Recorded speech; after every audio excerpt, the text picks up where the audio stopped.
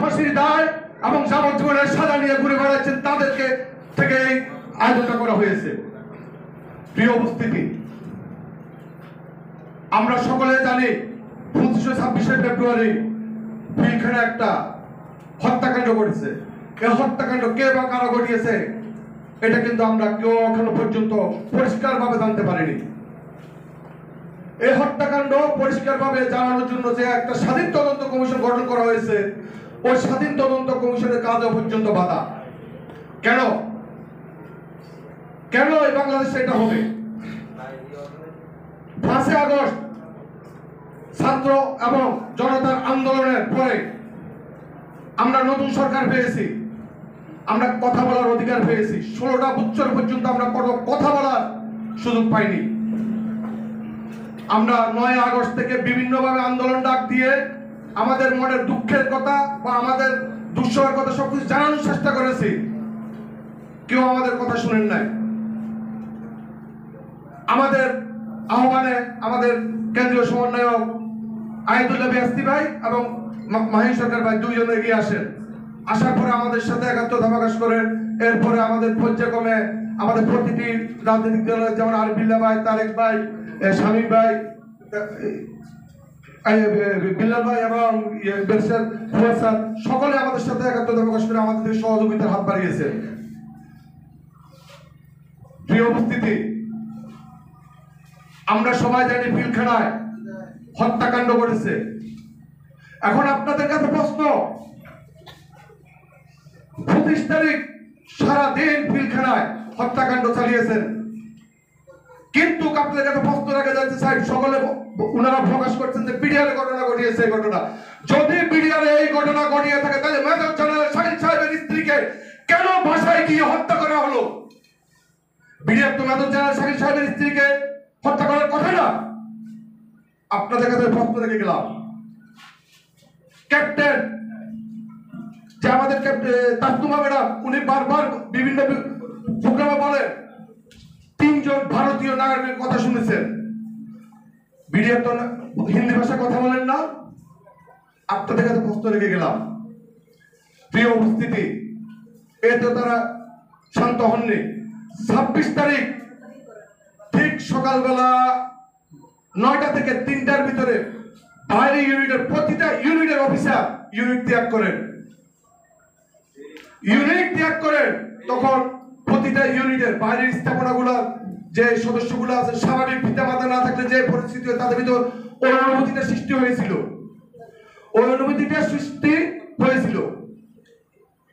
এত কেউ বিশৃঙ্খলাতে জড়িত হতে পারে, কিন্তু এই বিচার করা হলো যে সকলকে 18,519 জনকে 18টা বিশেষ আদালত তৈরি করে সাজা দিয়েছেন, কিন্তু যে সমস্ত সেনা কর্মকর্তা ইউনিট ত্যাগ করে 26 তারিখ চলে গেছেন তাদেরকে বিদ্রোহের দায়ে আনা হলো না কেন?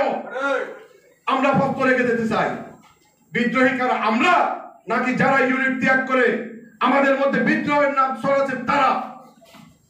প্রিয় উপস্থিতি, আজকে জাতি, সুশীল সমাজ, পুরো দেশ এবং আমাদের যে সমস্ত জেলবন্দি পরিবার তারা পর্যন্ত এই মামলার সঠিক তদন্ত চাচ্ছেন, সঠিক বিচার চাচ্ছেন। তারা একটা কথা বলছেন যে যদি আমার স্বামী বা আমার বাবা বা আমার সন্তান দোষী হয়ে থাকেন স্বাধীন তদন্ত কমিশনের অধীনে, তাহলে আমরা মাথা পেতে নেব। কিন্তু আমাদের বর্তমান সেনাপ্রধান জেনারেল ওয়াকারুজ্জামান স্যার বলছেন ফুল স্টপ। প্লিজ স্যার, আপনি এই কথাটা বলবেন না। ছাত্ররা নতুন করে দেশ স্বাধীন করেছে, আপনি ফুল স্টপ দিয়ে দেশ স্বাধীন করা স্টপ করে দেওয়ার জন্য নয়। আপনি ভারতের প্রেসক্রিপশনে চলাটা বন্ধ করুন প্লিজ। দেশকে বাঁচান, বাংলাদেশকে ভালোবাসুন। ইউনিফর্ম খুলে এসে আপনি সাধারণ জনতার সামনে দাঁড়ান, বুঝতে পারবেন মানুষের অনুভূতি কি। আপনি 18,519 জন বিডিআর ইস্যুতে ন্যায় বিচার না হয়, সত্য প্রকাশ না হয়, আল্লাহ পাকের সেই কোরআনের বাণী সত্য হবে না। তাই আমরা কখনো মনোবল হারাবো না। বিডিআর পরিবার অবশ্যই ন্যায় বিচার, সত্য এবং মিথ্যা বাতিলের পক্ষে লড়াই করে যাচ্ছে এবং যারা আমাদেরকে কাভারেজ করেছে এবং এখানে অংশগ্রহণ করেছেন সবাইকে ধন্যবাদ জানিয়ে আজকের মতো আমাদের আলোচনা সভা ও সম্মান সম্মেলন এখানে শেষ করছি। আসসালামু আলাইকুম।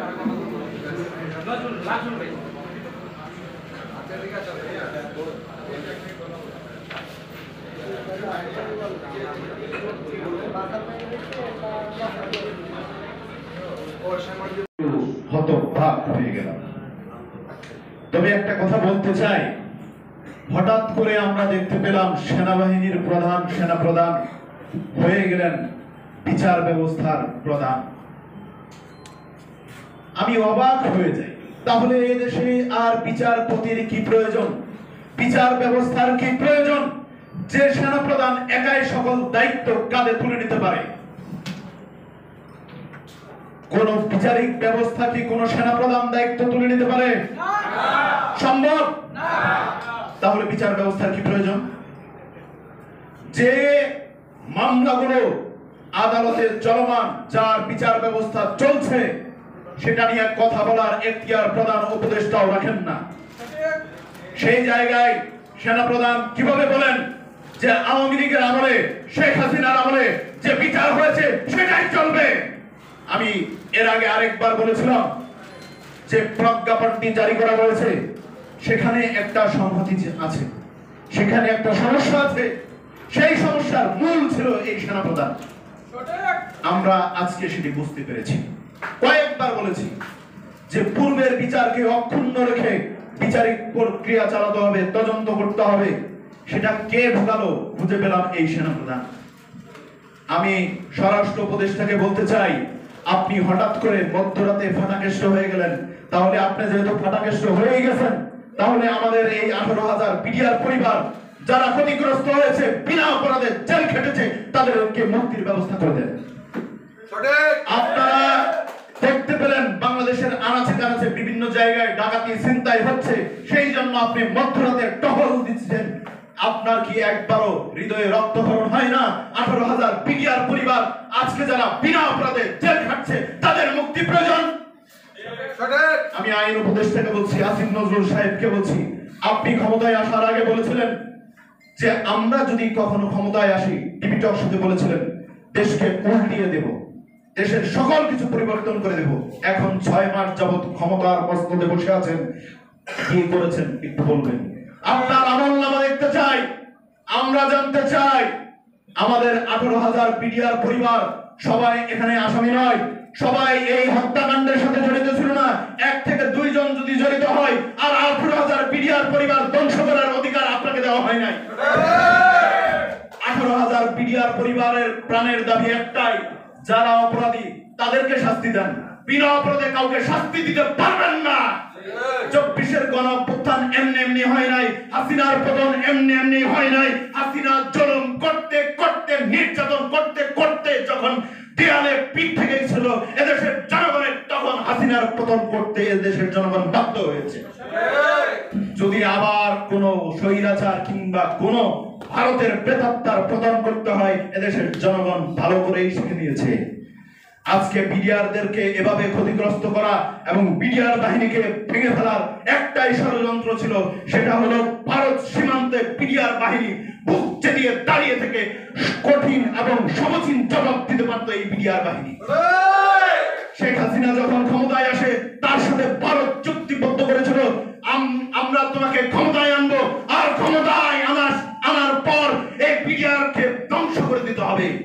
ভারত সীমান্তে আরেকটা নাম্য চুক্তি করেছিল যে শূন্য রেখায় কাঁটাতারের ব্যবস্থা করতে পারবে। সেই জন্য গত কয়েকদিন আগে ভারত বাংলাদেশ সীমান্তে শূন্য রেখায় ভারত নির্বিচারে কাঁটাতারের ব্যবস্থা করেছে, আর আমাদের বাহিনীরা কিছু হলেও বাধা দেওয়ার চেষ্টা করেছে। কিন্তু বিডিআর বাহিনী হলে পাল্টা অ্যাকশন চলতো।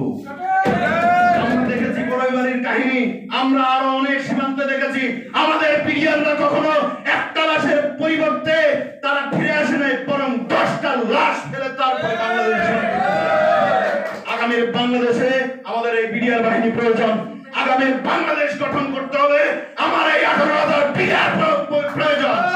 প্রত্যেকটা পরিবার যারা ক্ষতিগ্রস্ত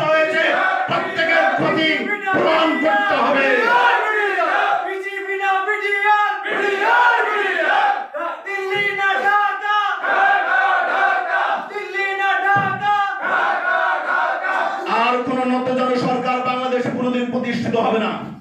আজকে বলে দিতে চাই, কেউ যদি কোন নতজানু পররাষ্ট্র নীতি কিংবা নতজানু সরকার হতে চান, আমরা আপনাদেরকে ঠাঁই দিব না।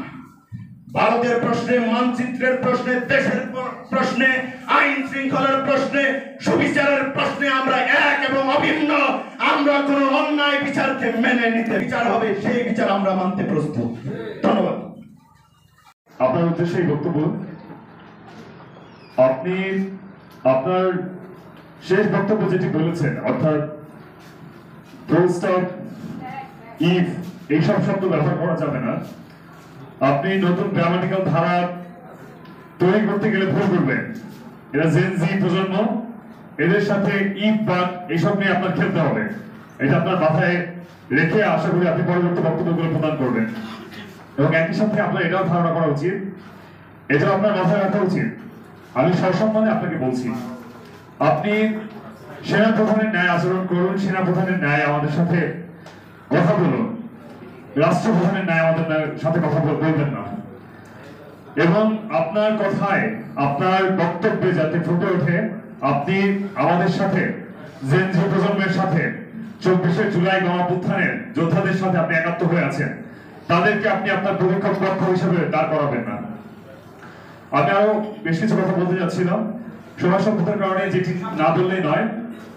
আমরা জানি আমরা জানতে পেরেছি যে আমরা কোনো অ্যাক্টিভিটি করলে, কোনো কার্যক্রম বা কোনো কর্মসূচি হাতে নিলে যারা জেলবন্দি বিডিআর পরিবার আছে তাদের উপর এক ধরনের অত্যাচার করা হয়। তো আমাদেরকে আপনারা বাধ্য করবেন না যাতে আমরা আমাদের মার্চ নিয়ে জেলখানা বরাবর আমরা হাজির হতে বাধ্য হই। শুধু সেটি নয়, আমরা এটাও শুনেছি আমরা যখনই কোনো কার্যক্রম হাতে নেওয়ার চেষ্টা করি তখনই আমাদেরকে বলা হয় যে অমুক দিন অমুক জায়গায় এইভাবে আমরা কার্যক্রম নিলে ভিতরে অমুকের এক ধরনের অত্যাচার করা হবে বা এক ধরনের হুমকি ধামকি পরোক্ষভাবে প্রদান করা হয়। এটি যদি করা হয়, জেলার বা যারা জেলখানার দায়িত্বে আছেন তাদেরকে আমরা সবাই দেখে নিব। এটা আমরা স্পষ্টভাবে এখান থেকে ঘোষণা দিচ্ছি। শুধু সেটি নয়, আগামী 15 হবে এবং কার্যপরিধির মধ্যে, স্বাধীন তদন্ত কমিশনের কার্যপরিধির মধ্যে যে বিষয়গুলো আমরা উল্লেখ করেছিলাম সেগুলো নিয়ে এসে আমাদেরকে সাস্টেনেবল গোলের লক্ষ্যে আমাদের সাথে একটা আপডেট প্রকাশ করা হবে। সেটি যদি না হয় তাহলে আমরা কিন্তু আবার লং মার্চ রাখতে বাধ্য হব। আমি চেষ্টা করেছেন প্রত্যক্ষ এবং পরোক্ষভাবে, সেটি কোনোদিন সম্ভব হবে না। এবং যতদিন পর্যন্ত এই 24শে জুলাই গণঅভ্যুত্থানের যোদ্ধারা আপনাদের সাথে আছে, ইনশাআল্লাহ ততদিন পর্যন্ত এই বিডিআর সমুন্নত থাকবে। ইনকিলাব জিন্দাবাদ।